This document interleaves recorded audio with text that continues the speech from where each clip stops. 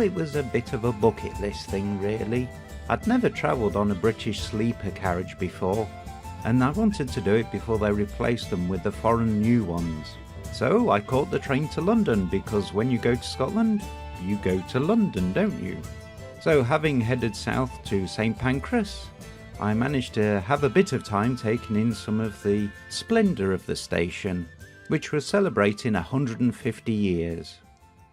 In the 1960s they were going to pull the station down, but it was saved by this guy, Sir John Betjeman, and a statue was erected in his memory.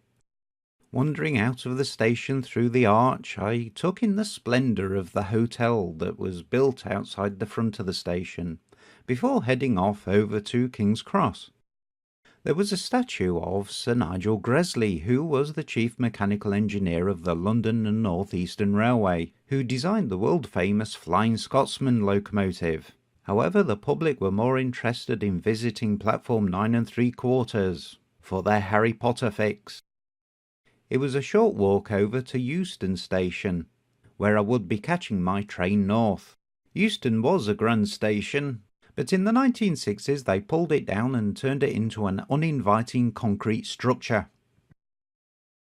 After a bite to eat, a look at the departure board revealed that my train was departing from platform 1. The Caledonian Sleeper is quite a long train and includes portions for Inverness, Aberdeen and Fort William. The carriages still look quite modern, even though they are getting on for about 40 years old. The Class 92 locomotive at the head of our train was going to take us to Edinburgh. However, it was originally designed to work the Channel Tunnel. Hope he knows which way he's going. My room for the night was going to be on board this carriage, number 10693. On board, everywhere was carpeted, and the corridor was quite narrow. My compartment for the night was quite compact, but well laid out and designed, with loads of buttons to press, which is always good really. There was a bunch of freebies nicely laid out on the bed. The sink was located under a lid, and a nice little touch was that the coat hangers were coated in rubber so they didn't clang through the night. Having settled in, we departed Euston Station on time. 4 AM, and the train arrived at Edinburgh, where it was split into the 3 portions, going to Aberdeen, Inverness and Fort William. As usual, I was first one up and headed to the lounge car where breakfast had already been laid out for everyone.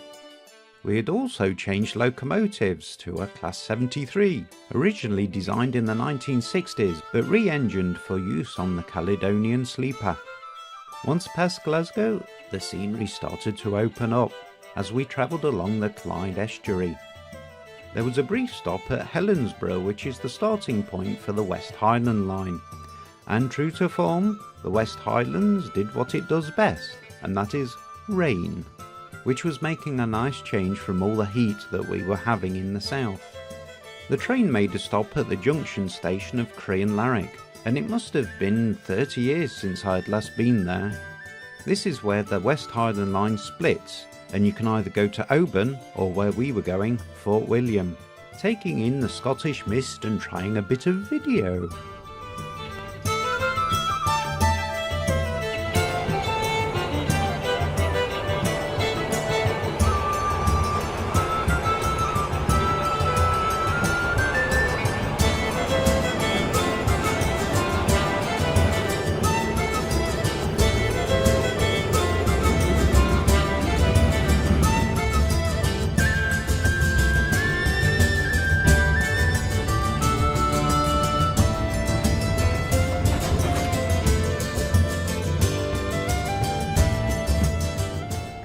Having taken the scenic route round Ben Nevis, the train made its final approach to Fort William, which was arrived at bang on 10 o'clock. On arrival, our Class 73 locomotive, number 966, took a well-earned rest, whilst those passengers simply transferred from the Caledonian Sleeper to the Jacobite. One of the carriages had a shop, which was selling memorabilia and of course Harry Potter stuff. But of course the main draw was the steam locomotive at the head of the train, and is where most people were located. Whilst the loco crews had a chat, the tourists from all over the world got out their iPhones and iPads and took their snaps to put on Facebook and Instagram. Such is the way of the world today. With departure time getting close, the crowds headed onto the train, but not before pausing to take a look at the British Railways emblem. At 10:15 it was all aboard and we departed on time. Before long we were crossing the Caledonian Canal and well on our way to Mallaig.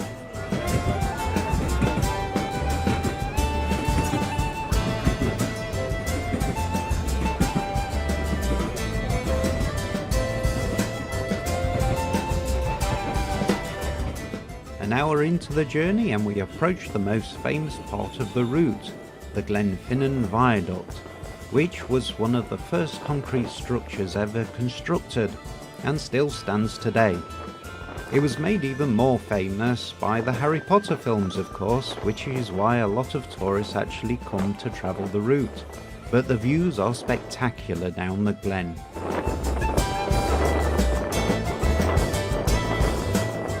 The area has really become a tourist hotspot, with many people coming out to see the steam trains.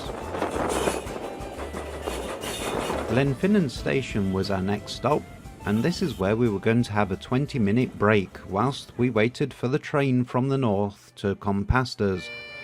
The passengers were greeted by a wee laddie in his kilt playing the bagpipes. There were some well-known tunes played as people mulled around the station, which incorporated a tourist shop and museum.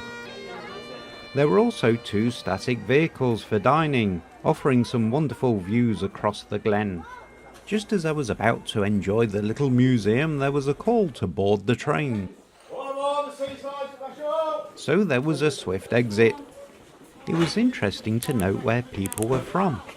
China, Japan, Germany, Italy, France, the Netherlands, and America were just some of the places I could make out that people had come from.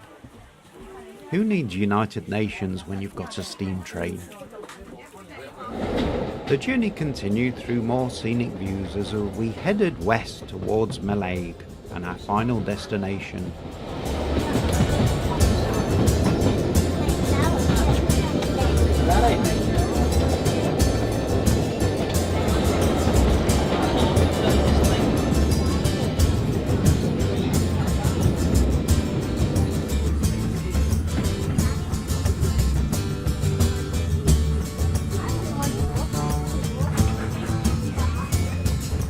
The penultimate station before our destination was Mora, and a number of people had turned out to see the steam train come through. Eventually though, we arrived at Mallaig, where the train emptied and must have doubled the population of the town. As usual, a crowd gathered around the steam locomotive and took the opportunity to chat to the loco crew and take more photos for the family album before exploring the town. Mallaig is actually a small fishing port. It is also where you can catch the ferry across to Skye. Along with the fishing vessels was the lifeboat, which was moored up, thankfully not being required at sea. Mallaig has a well-positioned viewing platform looking over the harbour and enables you to take some pretty good photos.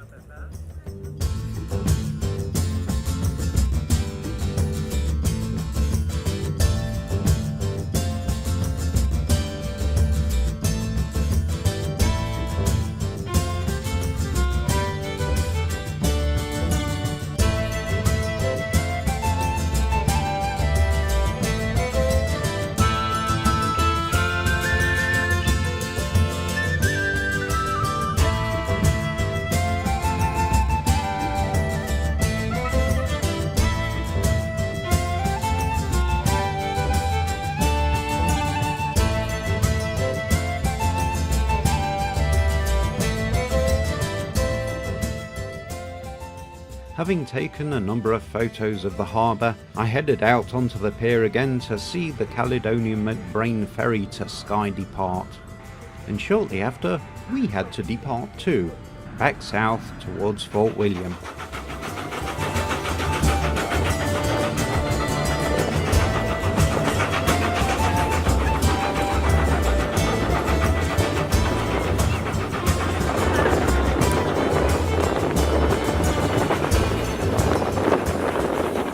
passengers got excited again as we approached Glenfinnan, hogging all the doorways and windows that were available.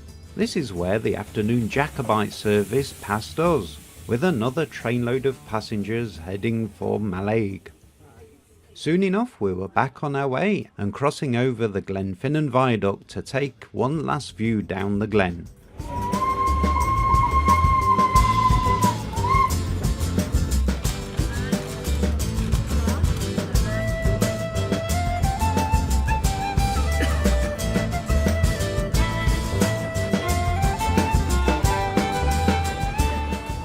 Arrival at Fort William and the train emptied, with another gathering round the steam locomotive to take photos.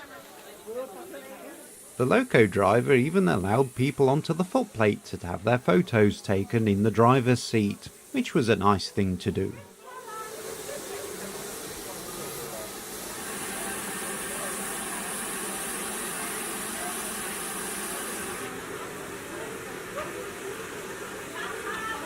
Then the steam loco pushed its stock back into the sidings for a bit of cleaning and maintenance, ready for the following day's Jacobite service.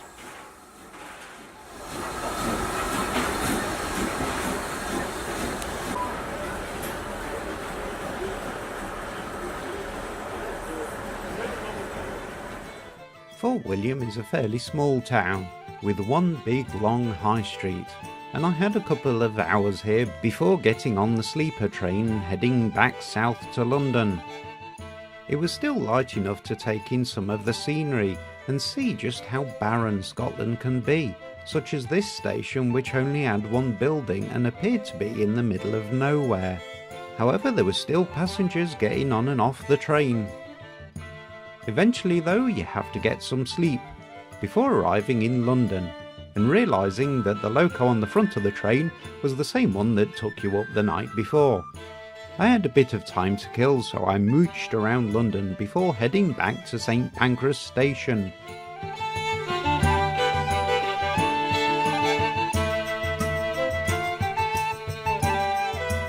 My train home was a high-speed train. These things are amazing. They're 40 years old and still capable of doing 125 miles an hour. And are far more comfortable than the more modern trains which have an engine under every carriage. Finally, I made it home, and it was goodbye to the high-speed train. What adventure to do next? Maybe the Paddington to Penzance sleeper. Who knows?